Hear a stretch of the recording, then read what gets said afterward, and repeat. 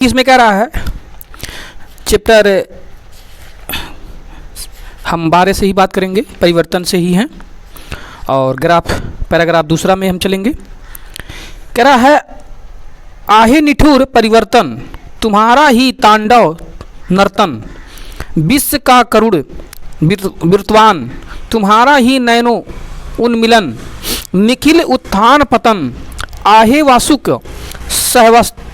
सहफन, लक्ष्य अलक्षित चरण तुम्हारे चिन्ह नियंत्रित, छोड़ रहे हैं जग के बिछल वक्ष स्थल पर, सत सत फेनोच्छवासित अस्त्रिप्त फुसकार भयंकर, घुमा रहे हैं घनकार जगती का अंबर, मृत तुम्हारा गरल दंत, कंचुक कल्पनांत अखिल विश्व के विवर, वर कुंडल दिनमंडल। इसमें देखिए, इसमें ये जो स्मितानंद पांत जी बताना चाह रहे हैं, ये इनके कहने का मतलब है कि जो समय है ये सांप की तरह है, सांप की तरह लोगों को डस रहा है, और एक दिन ये समय जो होता है हर इंसान को क्या करता है, नतमस्तक कर देता है, यानी उसको अपने चरणों में झुका लेता है। तो इन्होंने कहा है प्रस्तुत पद्यांश हमारे पाठ्यपुस्तक हिंदी के गद्य संकलन में संकलित काव्यांजलि में से लिया गया है, जो परिवर्तन शीर्ष से लिया गया और काव्यांजलि नामक से संकलित है, ठीक है ना। और रेखांकित में व्याख्या जब आप करेंगे तो लिखेंगे रेखांकित अंश का व्याख्या है, तो किताब पर लिखा है, लेकिन आप लिखेंगे व्याख्या, ओनली फॉर लिखिएगा व्याख्या। कवि ने परिवर्तन को 1000 फनों वाले नागराज का उपमा दिया है। जो परिवर्तन होता है यह नागराज का काम करता है, मतलब दुश्मन की तरह। सही बात है, कोई भी आदमी दुश्मनी आप परिवर्तन में नहीं लेना चाहता है। अगर आपको कह दिया जाए कि आपको आईएएस बनाया जाएगा तो कहेंगे हाँ हाँ बनना चाहते हैं, लेकिन अब आईएएस बनने के लिए जो क्या क्या करना पड़ेगा, अब उसके जब रूल्स को बताया जाता है तब कहते हैं भैया अब तो नहीं हो पाएगा। तो ये दुश्मन की तरह पेश आते हैं। तो जो दुश्मन की तरह पेश आता है वह इंसान होता है, और वह आपको सही रास्ते पर ले जाता है। इंसान को दुख ही इंसान को इंसान बनने पर मजबूर करता है, नहीं तो जिंदगी भर अपने जीवन को ऐशो आराम में बिता करके पूरी दुनिया की अहमियत नहीं समझता।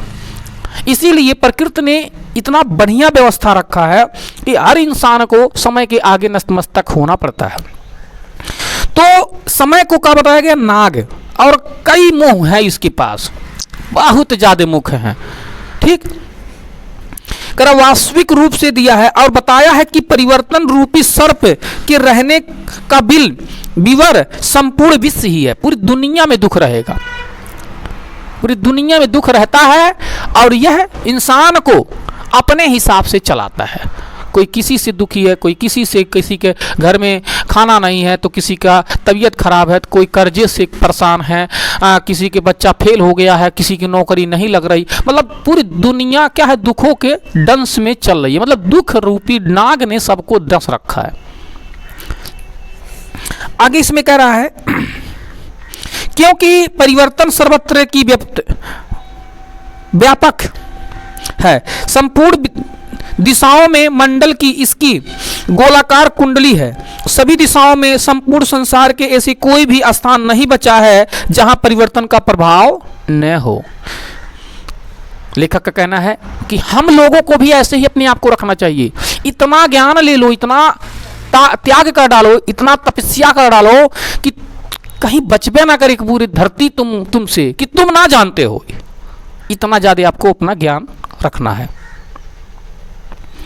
कवि के कहने का मतलब है कि आप इतना जगहों पे पहुंच जाओ, इतना ज्यादा ज्ञान ले लो कि जिस तरह से अभी हम लोग जब पढ़ते थे कक्षा 5 में, तो एक हरिश्चंद्र जी का लेखक है, उसमें बहुत छोटे किताब में लिखते थे, पर्वत कहता शीश उठा के तुम भी ऊंचे बन जाओ, सागर कहता है लहरा के मन में गहराई लाओ, समझ रहे हो क्या कहती है उठ उठ गिर गिर तरल तरंग, भर लो अपने मन में मीठी मीठी मृदुल उमंग, पृथ्वी कहती धैर्य न छोड़ो, सिर पर हो कितना ही हो भार, नभ कहता है फैलो इतना, ढक लो तुम सारा संसार। जब हम इसको व्याख्या में जाएंगे तो व्याख्या के अनुसार क्या कहता है कि पृथ्वी कहती शीश उठाकर, मतलब पृथ्वी पर्वत कहता शीश उठाकर, पर्वत कहता है कि मेरे जैसा बनो, झुक करके जिंदगी जियोगे तो धरातल में तुमको पहुंचा देंगे पैर से लोग दबा करके। इसीलिए आपको कैसे जीना है, सिर उठा करके जियो, स्वाभिमान होना जरूरी है।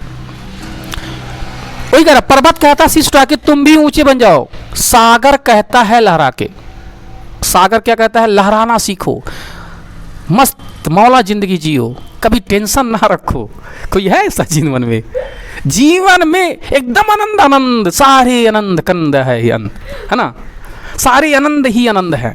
सागर कहता है लहरा के मन में गहराई लाओ। सही बात है, लहराओ, लेकिन आप इतना ओवरफ्लो ना हो जाओ कि आपकी सारी मर्यादा इति शब्द को खत्म कर दिया जाए। ठीक है, तो पर्वत कहता शीश उठा के तुम भी ऊंचे बन जाओ, सागर कहता है लहरा के मन में गहराई लाओ। समझ रहे हो क्या कहती है उठ उठ गिर गिर तरल तरंग? कह रहे हैं समझ रहे हो क्या कहती है तरंगे? जीवन का एक क्रिया है, गिरना उठना, चलना गिरना उठना। ये परिवर्तन से चैप्टर से है, मैदान लीजिएगा आप। अगर इस चीज को अगर आप जान रहे हो, अगर परिवर्तन चैप्टर में अगर ये परिभाषा लिख देते हैं तो किसी माई का लाल नहीं जामना काट देगा, ध्यान रखना। मैं इसलिए दोनों को रिप्रेशन देते जा रहा हूं, क्योंकि सेम टू सेम वही चीजें हैं, सेम टू सेम दोनों एक ही चीज है। तो उन्होंने कहा कि समझ रहे हो क्या कहती है उठ उठ गिर गिर तरल तरंग, भर लो अपने मन में मीठी मीठी मृदुल उमंग। मिठास, प्यार, आपके पास प्यार होगा, मृदुलता होगी, कोमलता होगा तो सारा संसार आपसे प्यार रखेगा, आपसे मिलने जुलने लगेगा, आपसे अच्छा कहेगा। ठीक है ना।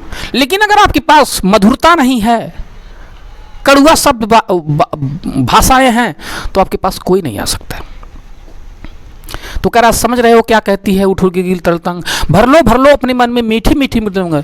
पृथ्वी कहती धैर्य ना छोड़ो, सिर पर हो कितना ही हो भार, नभ कहता है फैलो इतना ढक लो सारा संसार। तो पृथ्वी कहती है हम कितने बड़े योद्धा हैं पूरी धरती के, चाहे धरती माई कहे, कोई धरती दादा कहे, चाहे खोदे, चाहे कूटे, चाहे कूचे, चाहे जिस भी चलाओ, चाहे समुद्र खोदो, चाहे पुलिया बनाओ, सारा का सारा जार मचार बेचारी किस पर? पृथ्वी पर। तो पृथ्वी कितनी सहती है, इसी तरह से सहनशीलता अपने अंदर लाना पड़ेगा आपको। सहनशीलता लाइए। तो ही कह रहा है कि पृथ्वी कहती धैर्य न छोड़ो, सिर पर हो कितनी भी जिम्मेदारियों का बोझ का ना हो, आप मेहनत और लगन से आप करें और धैर्यता बनाए रखें, एक दिन खत्म हो जाएगा। परिवर्तन ही है, देखो परिवर्तन पे ही चैप्टर है, परिवर्तन होता है, बदल जाएगा। नभ कहता है फैलो इतना तुम ढक लो सारा संसार, और नभ कहता है इतना बड़ा प्रसिद्धि पा जाओ कि पूरी दुनिया को जिस तरह से आसमान ढक रखा है ना, सारे चारों तरफ तेरी ख्याति ही ख्याति हो, तुम्हारा ही नाम जय जयकार, चाहे गाली से लेता हो चाहे प्यार से लेता हो, लेकिन तुम्हारा ही पूरा। नभ चाहे गाली पाता हो, चाहे बारिश कर रहा हो किसी एरिया में, लेकिन नभ का अपना डेरा वहां है। इसीलिए अपने वर्चस्व, अपनी कामयाबी को इतना बड़ा बना लो कि पूरी धरती तुम्हारे अंडर में हो, पूरा आकाश को ढक लो, जिस तरह से आकाश ढका है धरती को, उसी तरह से पूरी दुनिया को ढक लो फेमसी प्रसिद्धि के लिए। अब हम मेन चैप्टर पे आते हैं, क्योंकि आपको लोग बता रहा था कि अगर आप इसको भी लिख सकते हैं, कोई दिक्कत नहीं होगा, आप रिफ्रेशन में इसको डालेंगे परिवर्तन को, और भावार्थ जो मैं भी बता रहा था पृथ्वी वाला वो भी लिख सकते हैं, कोई दिक्कत नहीं है। लेकिन ऊपर लिखना पड़ेगा परिवर्तन। क्या लिखना पड़ेगा? परिवर्तन। परिवर्तन लिखना पड़ेगा। परिवर्तन लिख करके आप नीचे डाल सकते हैं इसको, बहुत ही बढ़िया एक्सप्लेन है और कोई दिक्कत नहीं आएगा, कोई इंजामनर काट नहीं पाएगा। इसलिए लेकिन ये भी ध्यान रखना, कोई इंजामनर वो सुना तो हो ये बतिया तो गड़बड़ा देगा, कहेगा ये बतौले अलग मास्टर हुआ है ना तो ये दिक्कत, और इससे सब काटेगा तो अलग बात है, लेकिन रिफरेशन जो मैं दिया गलत नहीं है, ठीक है ना। तो यहाँ पर यही बता रहा है कि विश्व की जो प्रक्रियाएं यहाँ देख रहा है कि विश्व में काल जो है पूरी दुनिया में छाया बैठा है, दुख पूरी दुनिया में छाया बैठा है, जैसे नभ बता रहा था अभी तक, सब जगह पे अपनी परचम फैला कर रखा है। अब चाहे चाइना में चले जाओ, चाहे जापान में चले जाओ, वहाँ करीब ही लोग दुखी हैं, इंडिया भर के नहीं, सब लोग दुखी हैं। जैसे यहाँ के लोग कहते हैं अरे हमारा मंत्री नहीं सही है, तो वहाँ के लोग भी कहते हैं हमारा मंत्री नहीं सही है। यहाँ जो लोग रहते हैं ना, वहीं के लोगों को बुराइयाँ समझ में आती है, दूसरे को नहीं आएगा। दूसरा का क्या कहते हैं ना, कहते हैं अपने मुँह में मखूनी बड़ा, दूसरे मुँह में मखूनी बड़ा निकला, जब अपने खाए पड़ा तो दिक्कत होला। तो मकुनी जो होता है ना, दूसर का खाता है बड़ा मस्त हो, लेकिन जब अपने खाना पड़ता है तो ये तो गरीबी का पहचान है। तो दूसरे देश की अच्छाई अपने समझ में आता है, लेकिन अपने देश की अच्छाई कभी समझ में नहीं आता है। तो चैप्टर में परिवर्तन में सुमित्रानंद पांत जी ने कहा है कि जो दुख है ये पूरे संसार को हावी है, पूरे संसार को हावी है, पूरे संसार को अपने गिरफ्त में ले रखा है, इससे कोई दूर नहीं जा सकता है। ठीक, चाहे वो अमीर हो, चाहे गरीब हो, चाहे लड़का हो, चाहे लड़की हो, चाहे महिला हो, चाहे पुरनिया हो, चाहे एजड हो, चाहे छोटा सा शिशु हो, या कोई भी हो, चाहे व्यापारी हो, चाहे मंगता हो, कोई भी हो, सबको दुख ना दुख लेकर ही रहेगा। और आगे भी बता रहा है, कह रहा है दुख कुंडली मार करके सभी दिशाओं में संपूर्ण संसार में ऐसा ही कोई स्थान ही नहीं बचा है जहां पर ना रहा, अब न रहता हो, अपने आप को रखा है। इसीलिए पहला था ये। दूसरा में कभी कह रहा है परिवर्तन को निठुर है, परिवर्तन निठुर चुप्पी साध के आता है, चुपके आएगा, आपको ठुपक पर पहुंच जाएगा। अब ये हम बुढ़ा गए, कहिया बुढ़ाए हैं, अब बलवा पाक रहा है, हाँ बुढ़ा गए, तो ऑटोमेटिक आपको समझ में नहीं आता है, धीरे धीरे निठुर मार के एकदम आराम से बुढ़ापा आता है।